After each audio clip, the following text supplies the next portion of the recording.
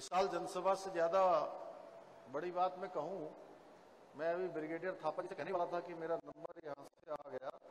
ये मेला लगा हुआ है आज बाहर से आने वाले लोग, बार बार मैं कहने वाला था आपको कि लोग खत्म ही नहीं हो रहे हैं, पता नहीं कहाँ जा रहे हैं। इतने हॉल के अंदर तो आ नहीं पा रहे हैं, लगता है आसपास सब विशाल संख्या में यहाँ आए हुए सभी क्षेत्र के हमारे लोगों के बीच में मंच पर आसीन, अभी जिनको आप लोगों ने सुना, उत्तराखंड सरकार के कैबिनेट मंत्री, सैनिक कल्याण विभाग, ग्राम्य विकास विभाग, कृषि विभाग, अनेक विभागों के मंत्री आदरणीय गणेश जोशी जी,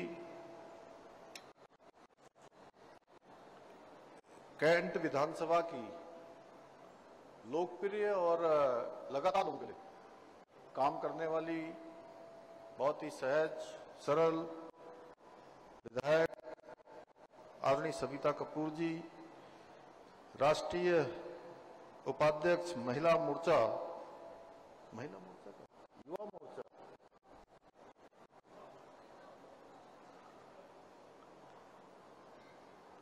युवा मोर्चा नेहा जोशी जी, महानगर अध्यक्ष भाई सिद्धार्थ अग्रवाल जी, जीओसी एवं छावनी परिषद के अध्यक्ष ब्रिगेडियर आर.एस. थापा जी, बीसीएमडीडीए डीजी सूचना श्री बंशीधर तिवारी जी, चेयरमैन नगर पालिका मसूरी मीरा सकलानी जी, हमारे सामने बैठे हुए हमारे सबके बहुत सीनियर हमारे बड़े भाई श्री जोत सिंह गुंसोला जी, पूर्व विधायक मनमोहन सिंह मल्ल जी, यहाँ राजीव गुरुंग जी, प्रदीप रावत जी, रजत अग्रवाल जी, मंडल अध्यक्षगण सुमित पांडे जी, आशीष शर्मा जी, राहुल चौहान जी, कैप्टन दिनेश प्रधान जी, पूज्य महाराज जी, भरत गिरी महाराज, उपस्थित हमारे सभी पार्षदगण, सभासदगण और यहाँ अनेक लोग सामने बैठे हुए हैं। जैसे मैं देख रहा हूँ हमारे अशोक वर्मा जी हैं, स्नेही जी हैं, हमारे लक्ष्मी अग्रवाल जी हैं, डॉक्टर बबीता जी हैं, विशाल जी हैं, मन्नू भाई और आचार्य विपिन जी हैं, रघुवीर भंडारी जी से लेकर अनेक सारे हमारे जो है वहाँ शर्मा जी बैठी हुई हैं हमारी सभासद, और सभी मैं अनेक लोगों को व्यक्तिगत रूप से जानता हूं। हमारे कैंट बोर्ड के सीओ भी बैठे हुए, सभी मंचासीन एवं सामने बैठे हुए हमारे पूर्व सैनिकों की बड़ी फौज है। कुछ वैसी कैप में दिख रहे हैं, कुछ ढाका टोपी में दिख रहे हैं, अलग अलग तरीके से, और सच में आपकी जो ये उपस्थिति है ये हम सबको ऊर्जा दे रही है और देश के सैनिकों को और ज्यादा ऊर्जा दे रही होगी, जो सीमाओं पर है आज डटकर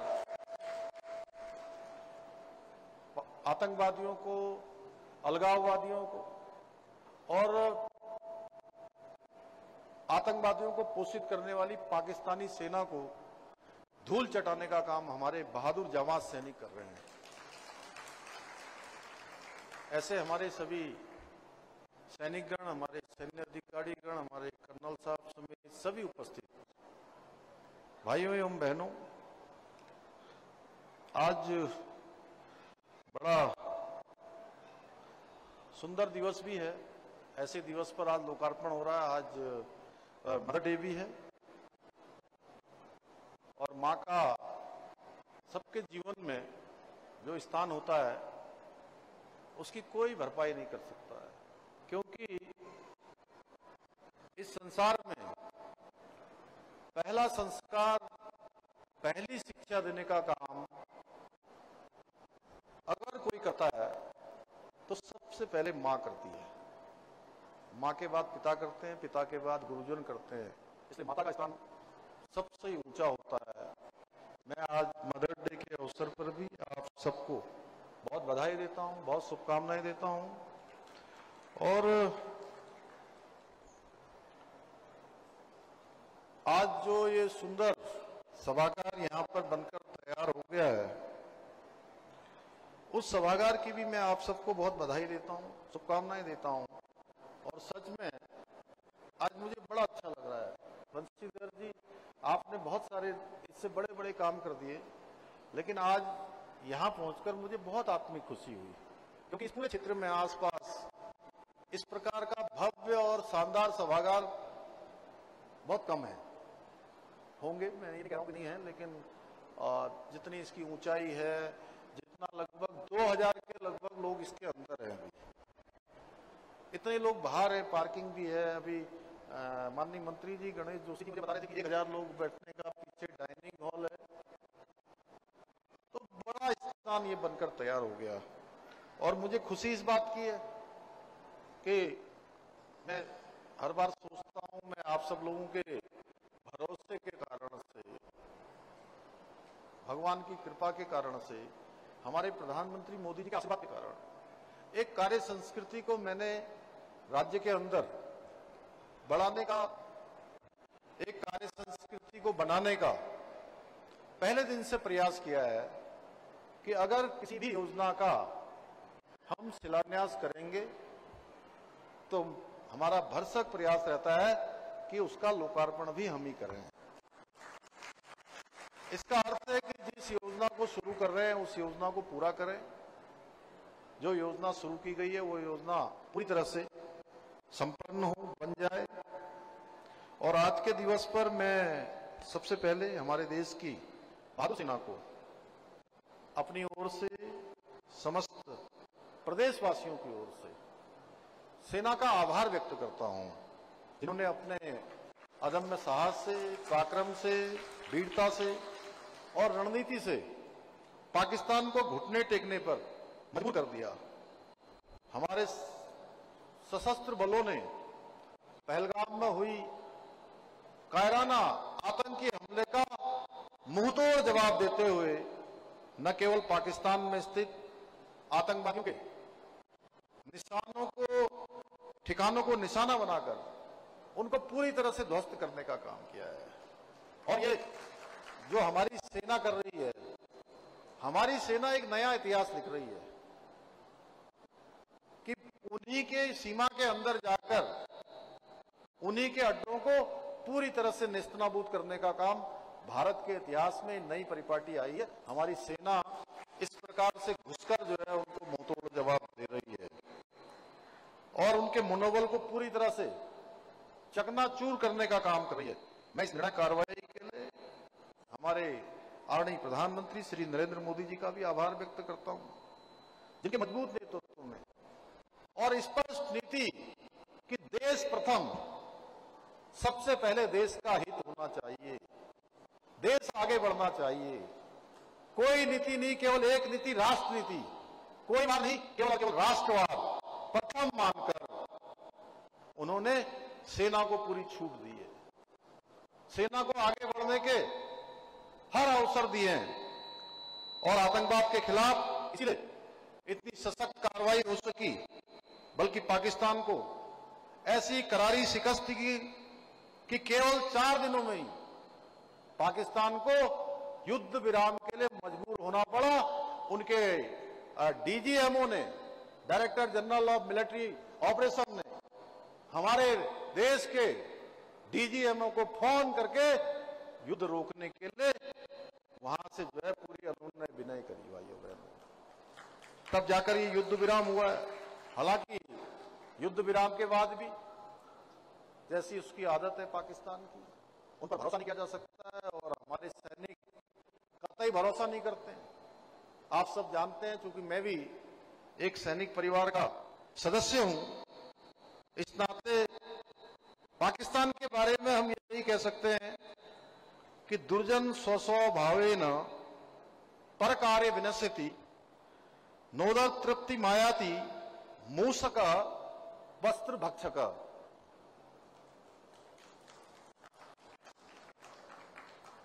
इसका अर्थ है कि दुर्जन अपने स्वभाव से दूसरे को हानि पहुंचाता है और जो वस्त्र को भक्षण करने वाला, यानी वस्त्र खाने वाला मूसक होता है, मूसा, चूहा, वो पेट भरने के लिए जो है वस्त्र नहीं काटता है। उसका तो उद्देश्य होता है केवल हानि पहुंचाना। आदत होती है हानि पहुंचाने की, नए नए वस्त्रों को काट देती है। आप सबके घर में भी होता होगा, सबके यहां होता है।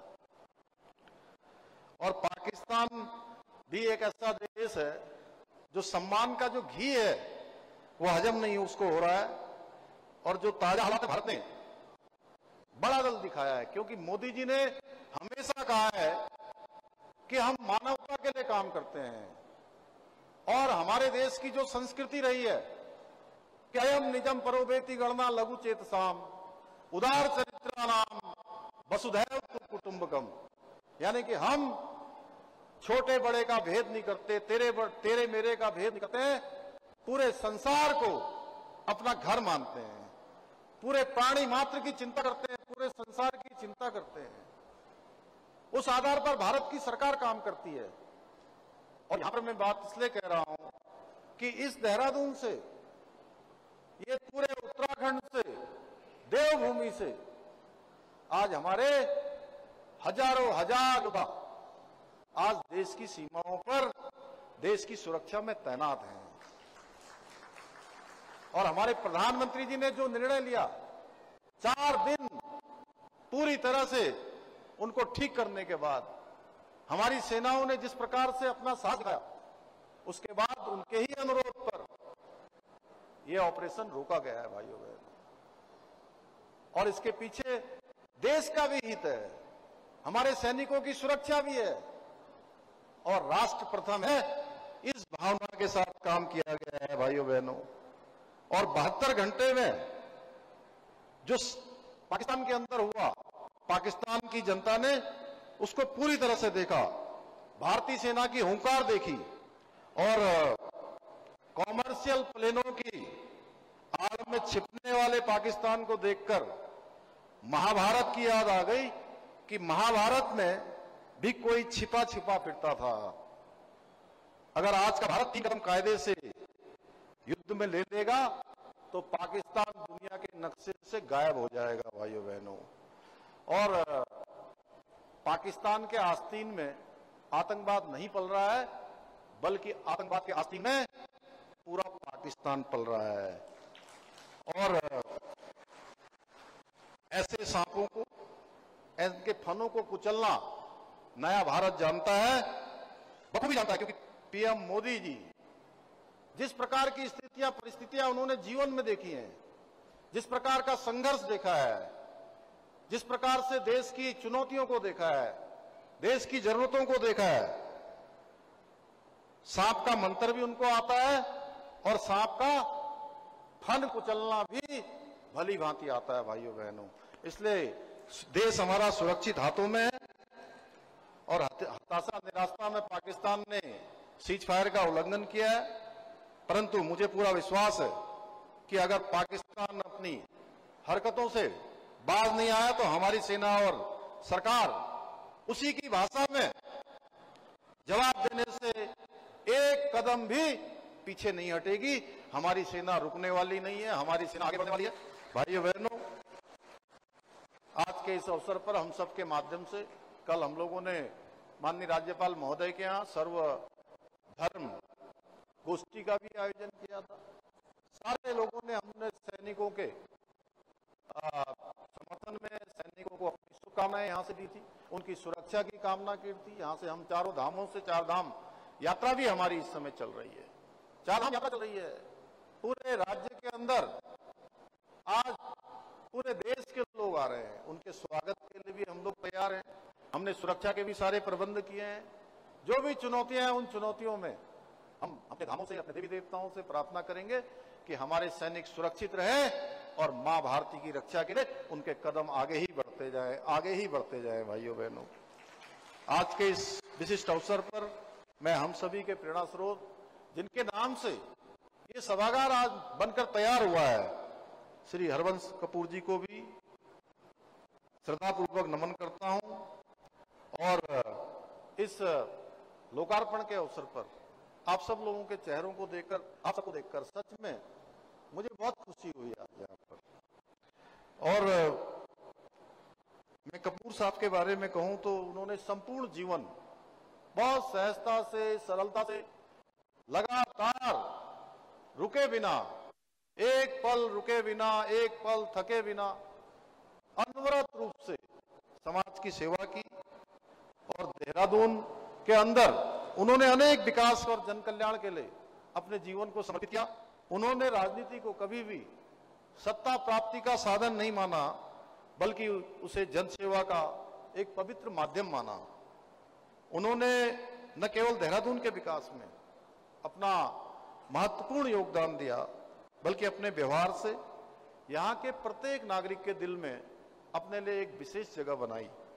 उनका सेवा भाव, समर्पण, जनसेवा, इसी के कारण से देहरादून जिले में हमारी पार्टी को भी एक बड़ा जनाधार मिला और यह अवैध किले के रूप में देहरादून जिला बन गया। इसका प्रमाण है कि उनके जिंदा जीते जब तक वो रहे, वो स्वयं 8 बार विधायक चुने गए। फिर आगे सविता कपूर जी आज उसी सीट से उनके कामों को आगे बढ़ाने का काम कर रही है। अभी गणेश जोशी जी हैं, गणेश जोशी जी जैसे अनेक लोगों को उन्होंने जीवन में प्रेरणा देकर अपने साथ साथ आगे बढ़ाने का भी काम किया। भाइयों बहनों, मुझे बताया गया कि एमटीडीए द्वारा 12 करोड़ रुपए से अधिक की लागत से निर्मित सामुदायिक भवन अत्याधिक सुविधाओं से सुसज्जित है। इसमें हजारों लोगों की बैठने की व्यवस्था है, 3 अतिथि कक्ष है, 60 से अधिक वाहनों की यहाँ पर पार्किंग है। मुझे पूरा विश्वास है कि ये कम्युनिटी हॉल इस क्षेत्र में होने वाले अनेक कार्यक्रमों में जिसकी हमें अवसर आवश्यकता रहती है, अनेक प्रकार के समारोह हैं, मंगल कार्य हैं, सामाजिक कार्यक्रम हैं, उन सभी की आवश्यकताओं की पूर्ति करेगा, बल्कि आसपास के लोगों के लिए भी एक आयोजनों का प्रमुख केंद्र बनेगा। और साथ में जैसा नेहा ने बात रखी कि यहाँ पर इसका संचालन अच्छा होना चाहिए, और हमारे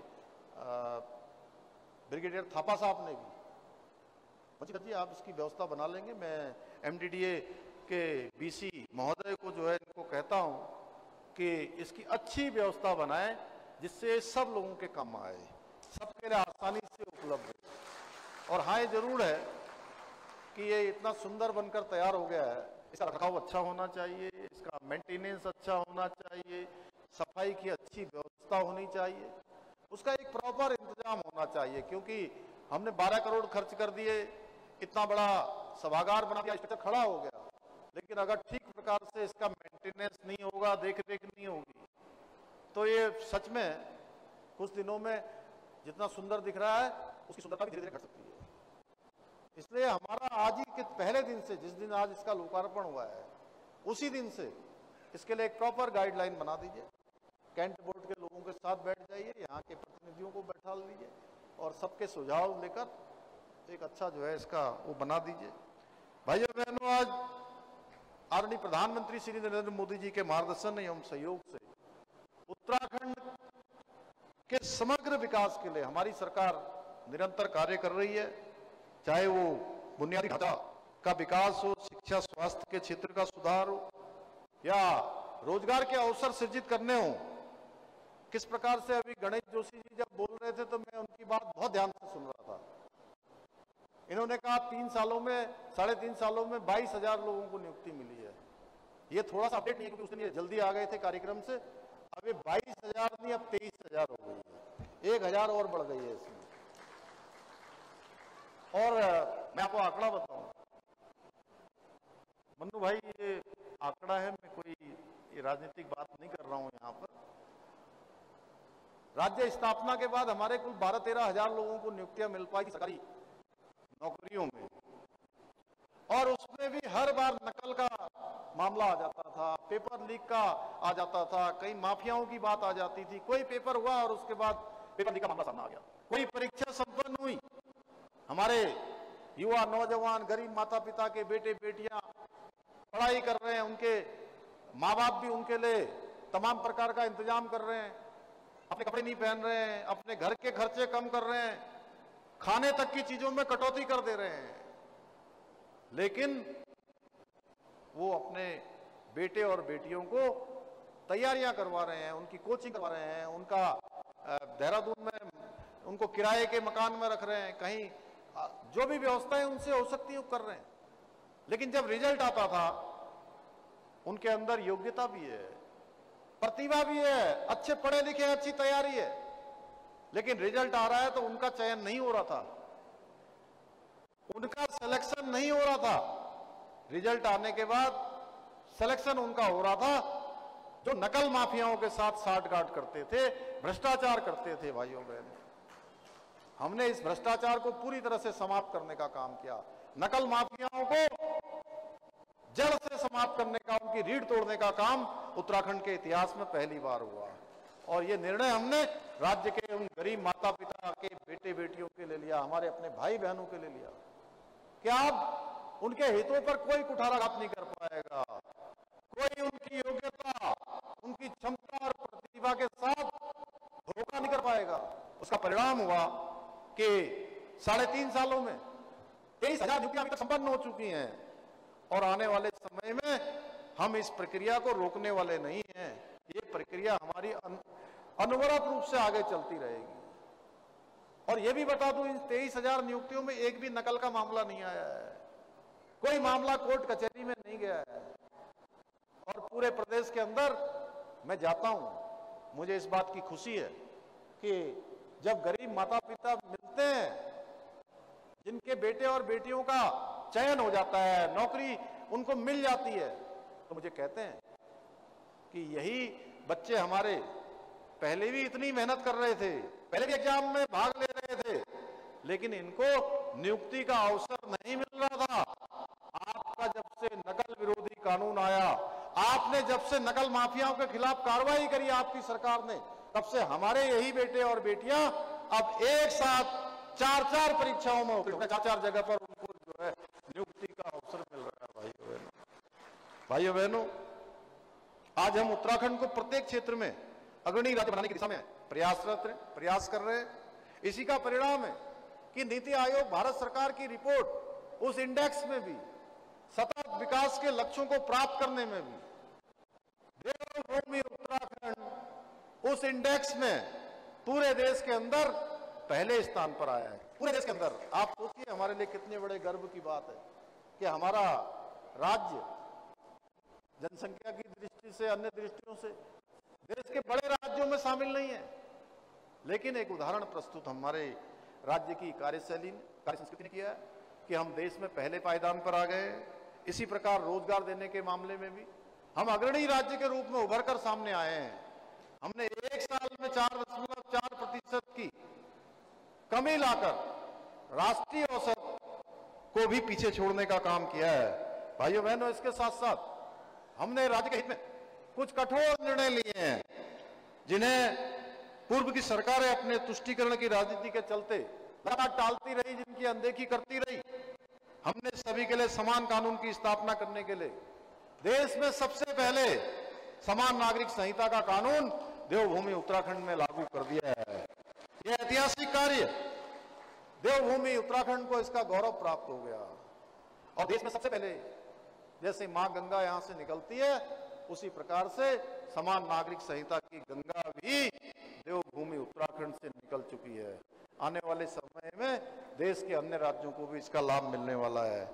इसके साथ ही भाइयों बहनों, हमने देवभूमि की डेमोग्राफी में,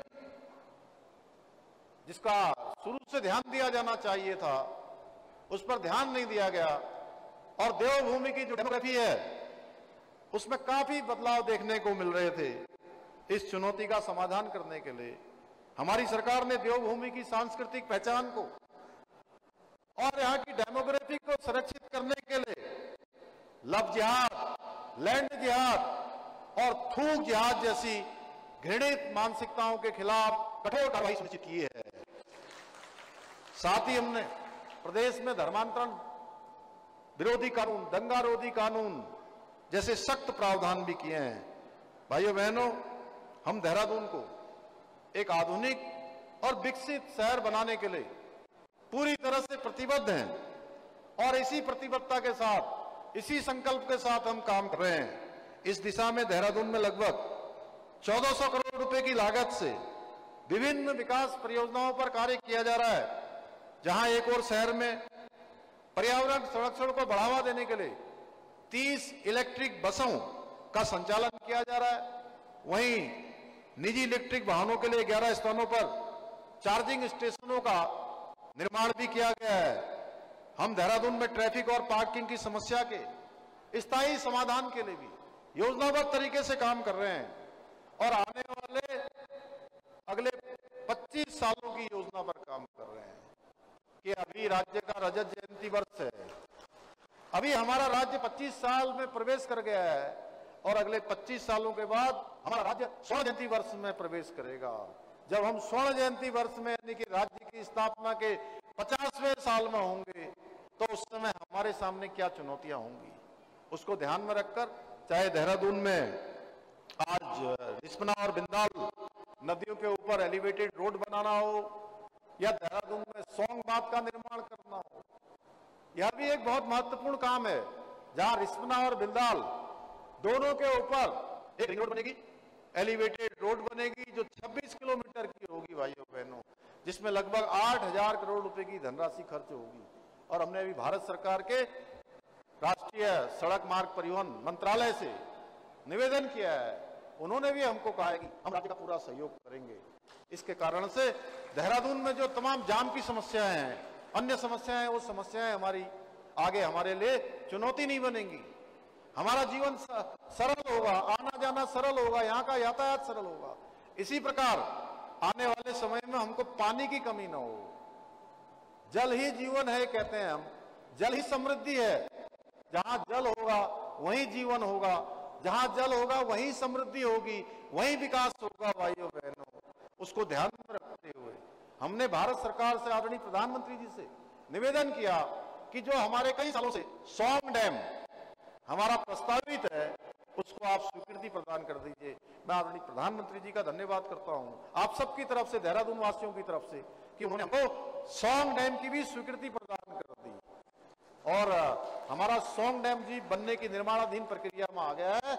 उसके बनने से अगले आने वाले 50 सालों में देहरादून शहर को पानी की कोई कमी नहीं होने वाली है।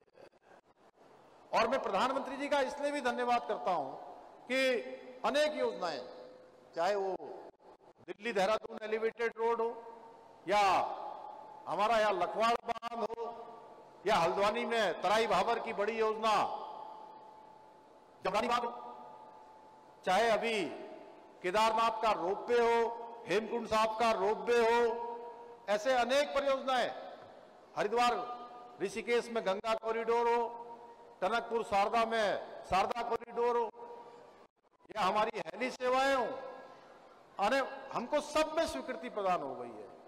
आज देहरादून का हमारा एयरपोर्ट, आप याद करिए कुछ सालों पहले कैसा एयरपोर्ट हुआ करता था। आज वो एयरपोर्ट हमारा, जहां से 50 से अधिक फ्लाइटें आज देश के प्रमुख शहरों के लिए उड़ान भर रही हैं। आने वाले समय में ये हमारा एयरपोर्ट जो है अंतर्राष्ट्रीय स्तर का बनेगा, उसके लिए भी हमने निवेदन किया है।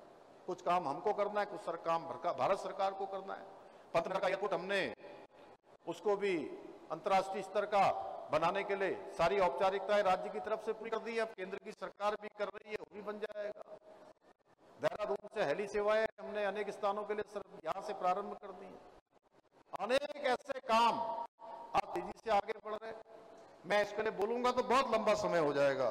भाइयों बहनों, हमारा लक्ष्य है कि देहरादून को भी हम एक ऐसा आधुनिक शहर बनाएं जहां विकास हो, पर्यावरण संरक्षण हो और जन सुविधाओं के क्षेत्र में देश भर में ये द्रोण नगरी एक आदर्श उदाहरण प्रस्तुत करे। भाइयों बहनों, हमारी सरकार उत्तराखंड को देश का सर्वश्रेष्ठ राज्य बनाने के लिए जो हमारा विकल्प रही संकल्प है उसको साकार करने के लिए पूर्ण प्रतिबद्धता के साथ निरंतर कार्य कर रही है। और मुझे पूरा विश्वास है इस संकल्प की सिद्धि में हमारे कैंट क्षेत्र के भाई बहन, हमारे देहरादून के भाई बहन, पूरे देवभूमि उत्तराखंड के सभी जन इसी प्रकार आगे भी हमारा सहयोग करते रहेंगे, हमारा समर्थन करते रहेंगे, हमें अपना आशीर्वाद देते रहेंगे। और आज हमारे श्री गणेश जोशी जी ने ऐसा कहा कि ये साल जो 3 वर्ष पूर्व मेरे द्वारा जो घोषणा की उसमें टेक्निकल कुछ कारणों से वो घोषणा आगे नहीं बढ़ पाई, लेकिन मैं आज ये घोषणा करता हूं कि अब ये 2 करोड़ 1.5 करोड़ की बात आप छोड़िए, आप ब्याज की बात भी मत करिए। मैंने तो व्यापार कभी किया नहीं, मैं जानता भी नहीं हूँ। मैं तो इतना ही जानता हूं कि अगर हमने कोई घोषणा कर दी है, वैसे तो जान के ही करते हैं, अगर अनजाने में भी कोई घोषणा हो गई तो घोषणा पूरी होनी चाहिए। तो मैं बंशीधर जी आपसे कहूँगा कि इसको MDDA जो है अपने प्लान में शामिल कर ले, और एक शानदार हॉल, जैसा हॉल ये बना है इससे कम अच्छा हॉल वो भी नहीं बनना चाहिए, क्योंकि मसूरी राजधानी है, इन्होंने कहा हमारी मसूरी रानी है, हमारे बन जाएगा ना इससे अच्छा, ऐसा ही बनेगा। अरे अब तो ताली बजा दी, अब MDDA बना देगा, MDDA से ये बन जाएगा। और सालावाला सामुदायिक भवन के लिए भी, इस पर भी जो है जहाँ से बनना वो भी आप लोग विचार कर रहे हैं। और इसके लिए जो भवन है ये चलने के लिए, जिसके बारे में मेरी थोड़ी चिंता है, इसकी एक SOP हम बनाएंगे और ऐसी व्यवस्था बनाई जाएगी ये सामुदायिक भवन उचित दर पर आमजन को उपलब्ध हो, आम जनता को मिल जाए। जो लोग साधन संपन्न हैं उनको तो मिल ही जाता है, लेकिन उन लोगों को भी मिल जाए जिनको इसकी आवश्यकता हो, जिनकी बहुत ऊंची पहुंच न हो, जो मंत्री जी तक भी न पहुंच पाए, उनको भी मिल जाना चाहिए। ऐसी व्यवस्था जो है इस SOP में बनाई जानी चाहिए। मैं इतना ही आप सबसे कहते हुए एक बार फिर से पुनः हरवंश कपूर जी को पुनः मैं अपनी श्रद्धांजलि देता हूं, उनको नमन करता हूं। अतुल जी भी बैठे हैं, और आप सबका धन्यवाद करते हुए आए हुए समाज के, मैं देख रहा हूं विभिन्न वर्गों के लोग आए।